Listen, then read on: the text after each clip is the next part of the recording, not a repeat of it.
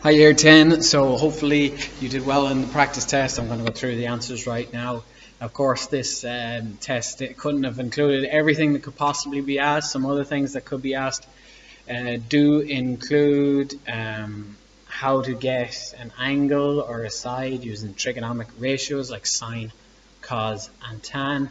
Um, Also, I could ask maybe stuff on scientific form or standard form. Also, highest common factor, maybe lowest common multiple. Maybe similar triangles. What do you do when triangles are similar? Probability. I think that might have been in there, but maybe probability again. Cover everything. Okay, let's get straight into getting the corrections. Hi, Year 10. So I'm going to go through some of the answers to your practice test now. All right, first one. So 45% as a fraction, you want to put it over 100 if it's out of percentage, and then simplify by dividing top of the fraction and bottom of the fraction by 5. The second question, Pedro takes 84 minutes. You didn't actually need the total parts here. You just need to know that there's 7 parts and 6 parts. So you need to work back to 1 part. Pedro has 7 of the parts, so divide by 7 to find 1 part, which is 12, and then multiply by 6. Right, so 72 minutes, Eva. It should have been less than 84, and it is. This one's a little bit tricky. You may have seen it in a different assessment at some stage. You need to find this angle first. That makes that X shape. So these are vertically opposite, so they're equal. So that's 55. And then I would notice that 50 plus 55 make 105, which means this triangle has just 75 left to make 180. And then I get to my bit with A and this one have to make 180 because it's a straight line, so therefore there's 105 left. For question 4, we needed to change 1.5 to 3 over 2, so change it to improper. And then if you're dividing by a fraction, you keep the first fraction, you change the sign to multiply, and then you flip the second fraction, and then just multiply in straight lines and simplify. The next one, we would start by subtracting 9 from, or adding 9 to both sides, because we want to get rid of that minus 9. And then we've b over 5, and to get rid of b divided by 5, you multiply both sides by 5. Be sure you multiply both terms by 5, so 5a and 45. Finding the nth term, so I've noticed that I add 7 to each term, which means in my nth term, it's going to be 7 times n, or 7n. Now, this is the first term, so 7 times 1 will be 7, not 4. 7 times 2 will be 14, not 11. So how far am I off my answer? Well, I'm 3 too many, so I have to take away 3. So if I test the next one, 7 times 3 is 21, take away 3 is 18, and that works. Compound interest for the next one, 420, multiply by 1.04, and for 2 years, so it'll be squared. Type that into your calculator and you will get the correct answer for the total amount. Next question then was multiplying out the brackets, so 5 times that, 5 times that. That should be simple. Factorize completely, so I've noticed that 3 will divide into both these two, and x is in both. So 3x outside the brackets, and then 4y minus x in the bracket. A simple solving two-step equation, add 24 to both sides, and that'll get rid of the minus 24. And then I have 5 x's, so I have to divide by 5 to get rid of 5 times x. Simultaneous equation, there's a few different methods of solving this one. I multiplied this second line by 2 because I noticed that if I did that, these the y's would cancel, and they do. Don't forget to multiply everything in the line by 2 and then add down. So that's 3x plus 4x, 7x, 18 plus 38 is 56. So I get my x value to be 8. I sub it back into either equation. I just pick the first one. Either one would work.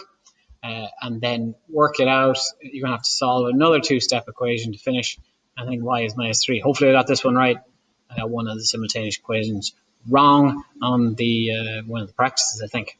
Write down the modes. That's the one that has the highest frequency. 1 there the most. So these are all the results. And 4 is there the most.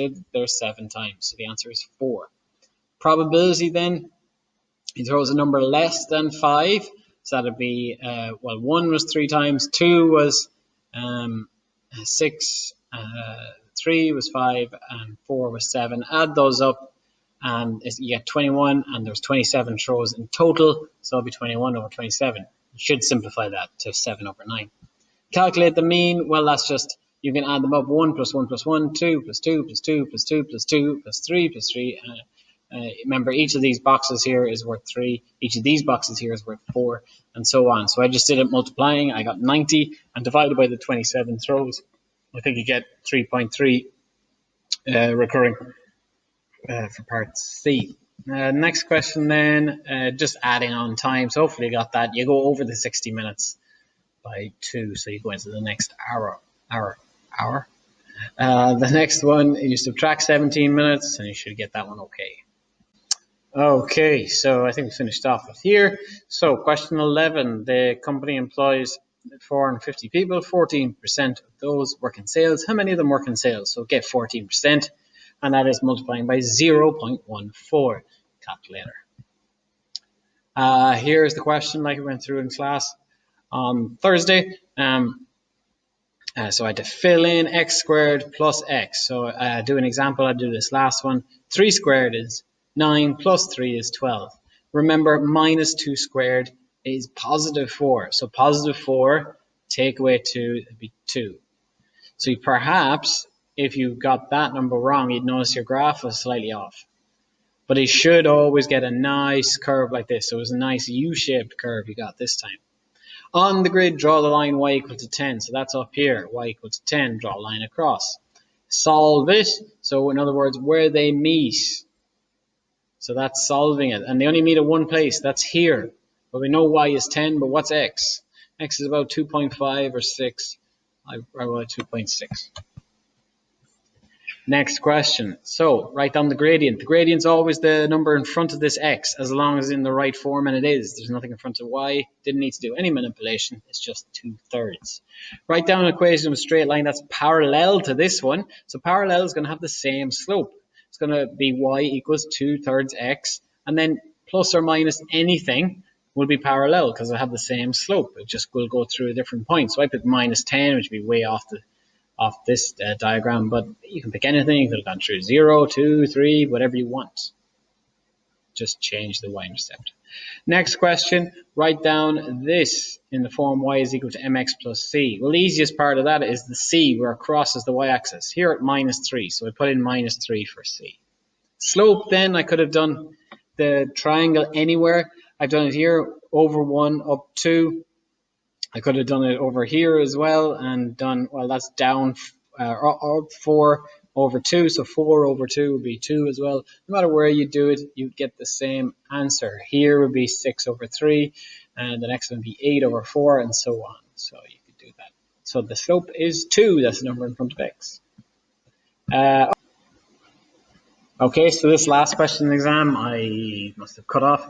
It would be Pythagoras theorem. So 8.5 squared, take away 3.9 squared, 8.5 squared, take away 3.9 squared, and that's 57.04. But of course you have to get the square root of that, and the square root of that is about 7.5 or 7.6, in around that.